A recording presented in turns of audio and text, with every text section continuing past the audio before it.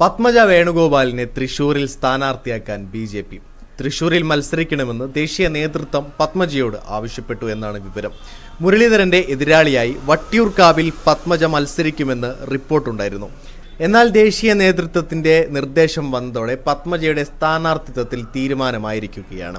ശോഭാ സുരേന്ദ്രൻ പാലക്കാട് മത്സരിക്കും. എന്നാൽ തന്നോട് ഇതുവരെ പാർട്ടി തീരുമാനം അറിയിച്ചിട്ടില്ലെന്നും പാർട്ടി പറഞ്ഞാൽ മത്സരിക്കുമെന്നാണ് പത്മജ വേണുഗോപാൽ പറഞ്ഞത്. വാർത്തകൾ താനും കേൾക്കുന്നുണ്ടെന്നും എന്നാൽ ഇതുവരെ ആരും സംസാരിച്ചിട്ടില്ലെന്നും പത്മജ പറഞ്ഞു.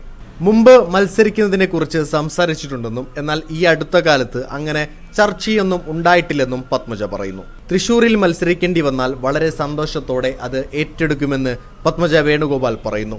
മുരളീധരന്റെ എതിരാളിയായി മത്സരിക്കുന്നതിനെക്കുറിച്ച് ഒരു ചർച്ചയും ബി.ജെ.പിയിൽ ഉണ്ടായിട്ടില്ലെന്നും കുടുംബ ബന്ധങ്ങൾക്ക് വില കൊടുക്കുന്ന ആളായതിനാൽ അത് ബുദ്ധിമുട്ടാണെന്നും പത്മജ പറയുന്നു.